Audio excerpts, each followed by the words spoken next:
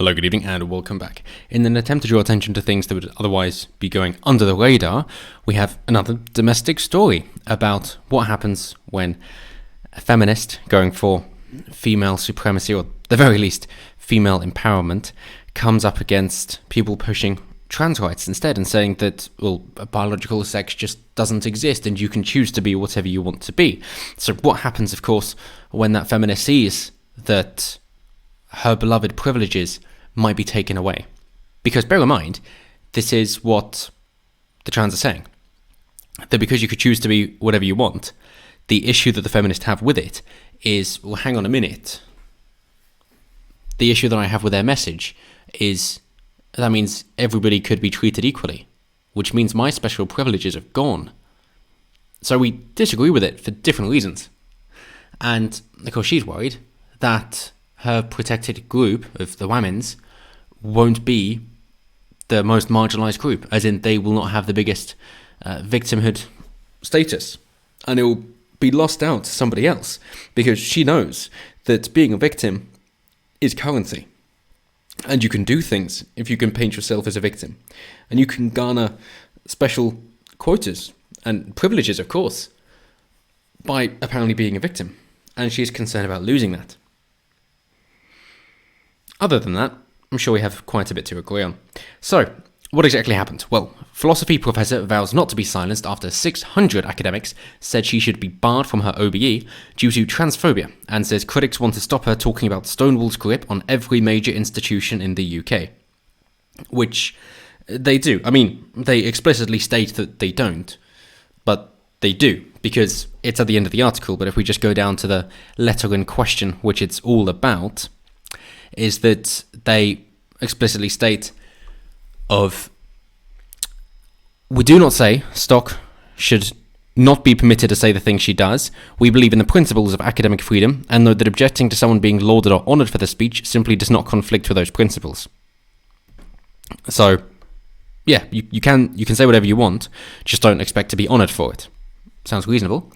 Academic freedom comes with responsibility. We should not use that freedom to harm people, particularly the more vulnerable members of our community. Conflating concern about the harms of Stock's work with threats to academic freedom obfuscates important issues.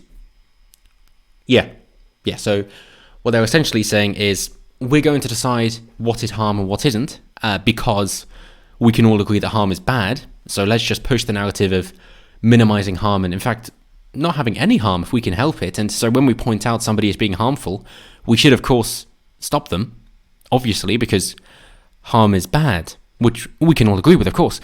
And then the last bit of conflating concern about the harms of Stock's work with threats to academic freedom obfuscates important issues just says, yes, we're doing what you say we're doing, but stop mentioning it, please.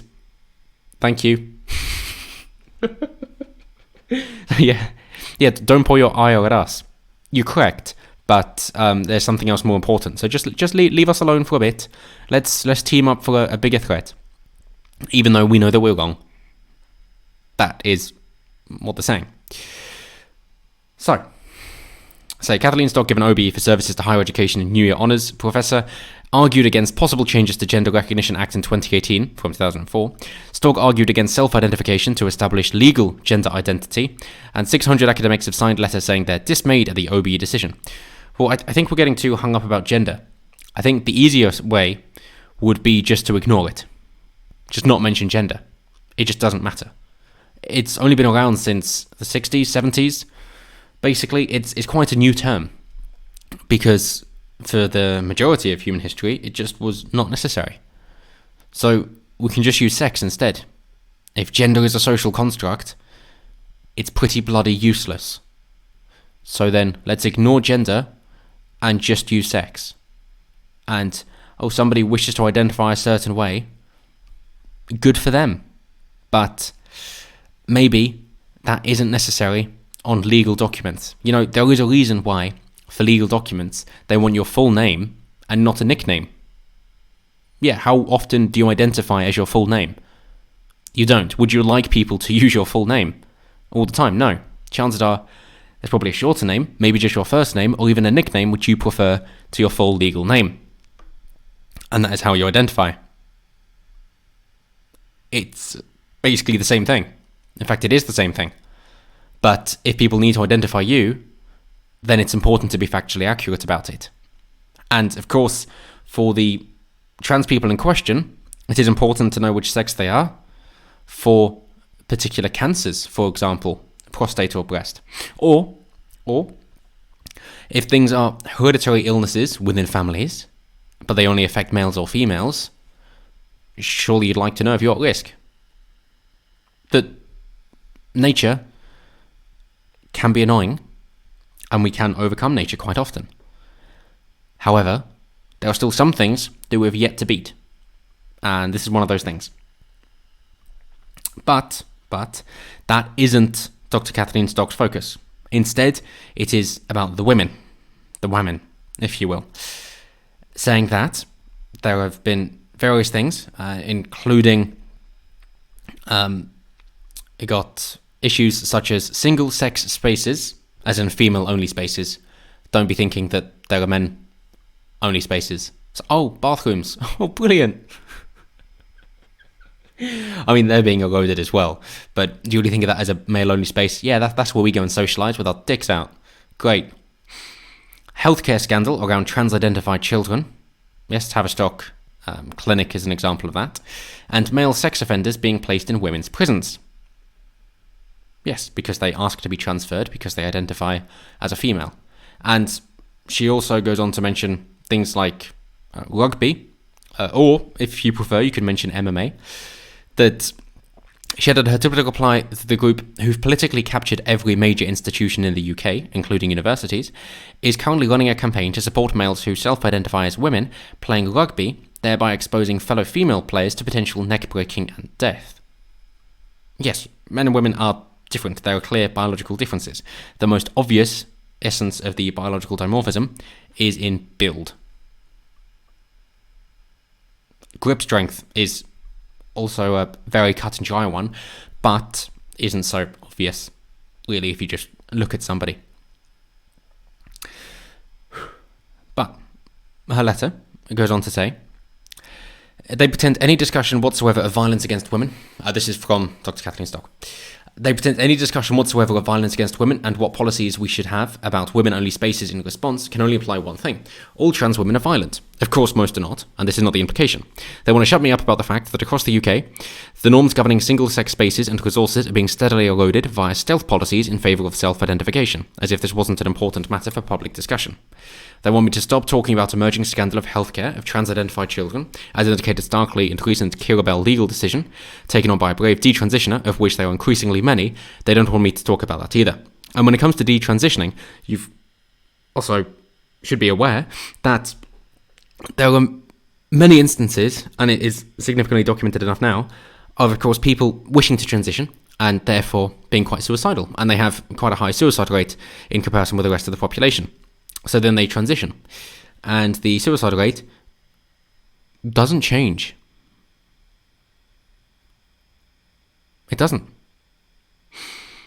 Even worse, of course, then, people years later going, I shouldn't have been transitioned, and that's what the Tavistock legal case has all been about, to go, I should not have transitioned, I was just there for one session, maybe 3, and then suddenly my whole future's been changed. This is not correct. This was a mistake. I thought, as a teenager, perhaps I could have trusted adults more before my brain was fully developed. But no. Apparently now that the ideal of individualism, or libertarianism, has gotten to the point where you have to think like an individual from, the age of 12? You have to be an adult at 12. Even though you're supposed to be a child for a lot longer, that's why you're in the academic institutions. Funny that. But I suppose, then again, back in the day, people were adults at 12, more often. Because it would go in line with puberty, of course. And that is about the age for puberty. Although women hit puberty earlier than men, and women without father figure present hit puberty earlier than women who have a father figure present, by a couple of years, interestingly enough. So she goes on to say, they don't want me to talk about the fact that Stonewall, the LGBT lobbying group who've politically captured every major institution in the UK, including unis, is currently running a campaign to support males who self-identify as women playing rugby and so on. The BBC casually reported one woman player being folded like a deck chair, referring to 6-foot Kelly Morgan, who has played for Port Harlequins ladies rugby. Ladies.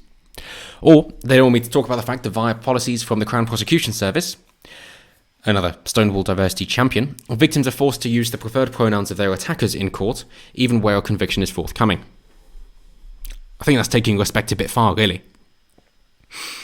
But it's, of course, hate speech, to use the wrong pronoun, and hate speech, hate there, and hate is bad, and therefore we should ban that.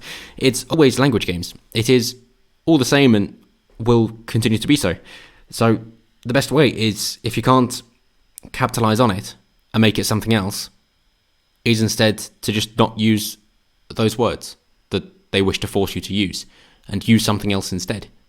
So if they're pushing gender instead of sex, then don't use the word gender. Just use sex. We all like sex. But she says, to finish off, in case there was any doubt, quick postscript. Of course, another thing they don't want to talk about, or at least they absolutely refuse to believe, because they apparently patronisingly think all trans people think the same thing, is that many trans people agree with me too. Which is true.